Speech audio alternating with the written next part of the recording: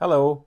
You may have heard that EVs are a hassle to charge, that you have to hang around for hours waiting for them to charge up, and that you'll be bored and you'll not have anything to do because it takes forever to charge an electric vehicle compared to a gas vehicle. It just takes a few minutes to gas up and you're ready to go. So let's talk about that and see what the reality is when it comes to charging an electric vehicle. Hi there, my name is Mike. I'm from Greenway Electric and I've been driving electric vehicles since 2013. One of the questions that comes up regularly is, isn't it a hassle to charge an electric vehicle? Don't you have to wait for hours and hours for it to charge? And the short answer is yes, you might need to wait hours and hours for it to charge, but you shouldn't have to if you've planned things out right. So what do I mean? Well, first of all, I would say the best place to charge your car is at your home.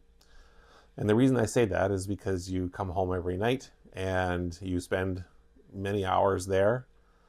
And then in the morning you get up and you head off to do your daily activities. So if your routine is fairly standardized, where you're coming home every evening, you're staying home all night, and then you're heading out in the morning, that allows you the opportunity of many hours to charge your electric vehicle overnight. And on top of that, since you're at home already anyway, plugging in your electric vehicle at home is not going to be a big hassle for you because you're already there anyway. You don't have to make any special trips to a charging station. You don't have to go out of your way to charge your electric vehicle. And when you plug your vehicle in at night, you're not standing beside it waiting for it to charge. You just plug it in, go inside the house, and do your normal activities. So when someone says to me, do you have to wait for hours and hours for it to charge? Well, no, I'm not waiting for my car to charge because it's always full in the morning when I get ready to go to work. So what about people who can't charge their electric vehicle home? This is where it gets a little bit more complicated. So if you're in a condo or an apartment and you're unable to charge your electric vehicle at home, there's other options available to you. The first one would be charging at work, if that's at all possible, although maybe not too likely, as there's probably not a lot of workplaces that want you to charge your electric vehicle at work. And so that leaves you the last option of public charging stations, which are very high power and quite rapid.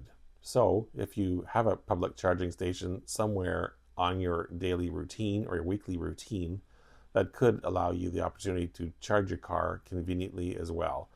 For example, if you have a charging station at a grocery store that you visit once or twice a week, and you're visiting the grocery store for 20 to 30 minutes, that's likely going to give you enough time to charge up your car to allow you to do all your driving for the week.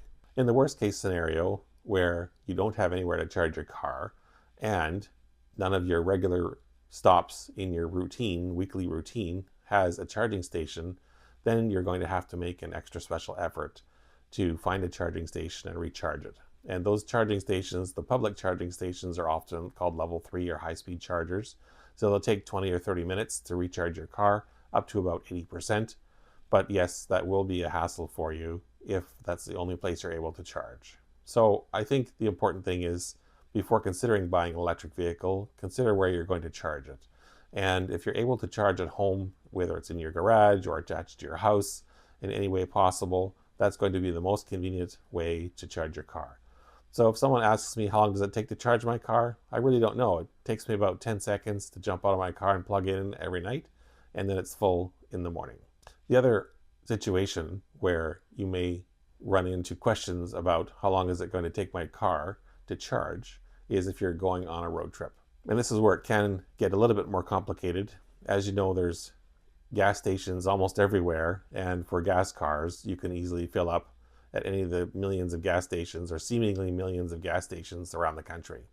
But when it comes to recharging your electric car, there are thousands of charging stations around the country, but they're simply not as numerous as the gas stations that we all are used to. So if you're taking a road trip in your electric vehicle, you'd first want to take a quick look at some websites to see where there are charging stations that are along your route. And some electric vehicles will do that planning for you. For example, in a Tesla, it's going to be showing you the route to use and allow it to pass by Tesla superchargers to allow you to recharge your car along your route. I'm not aware of any other manufacturers that currently have a charging station system built into their software, but there are third-party applications such as a betterrouteplanner.com which will allow you to do that. So you would just simply enter the type of electric vehicle you have, where you're starting and where you're ending, and it's going to plan out a route for you using the electric vehicle chargers that are appropriate for your car. Then the question becomes, how often are you taking the road trips? If you're taking a road trip every week and you're going to a different destination every time, then yes, that can start to get to be a bit of a pain to have to plan all these things all the time. But if you're like a lot of us, our regular routine that we do every day and every week is pretty much the same 50 weeks of the year, and there's maybe 2 weeks of the year where we're doing something different. So then you have to consider, is it inconvenient for me to plan out some charging on a road trip for 2 weeks a year, whereas the other 50 weeks a year, I'm going to be charging at the exact same place every day, which is typically in my house. And by the way, your home is usually going to be the cheapest place to charge as well, because your hourly rate of electricity is going to be the lowest at home. If you're using public charging stations, those ones typically have a higher charge to them or higher cost.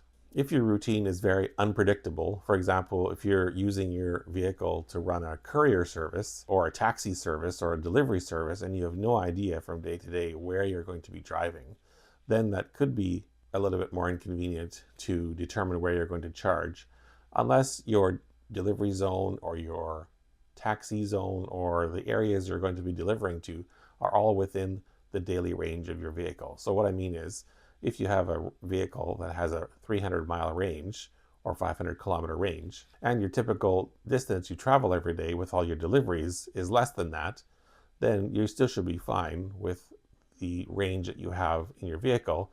You just want to make sure that when you recharge it at night, that you fully recharge it to make sure that you have the full range available for you the next day. Also, typically with those types of services like taxi or delivery service, you're going to be within an urban environment, in which case there's often a lot of electric vehicle charging stations available. So if you're getting near to the end of your day and you're starting to run out of charge, you can look for a nearby charging station and top up just enough to get home or just enough to finish off your last couple of deliveries before heading home for the day.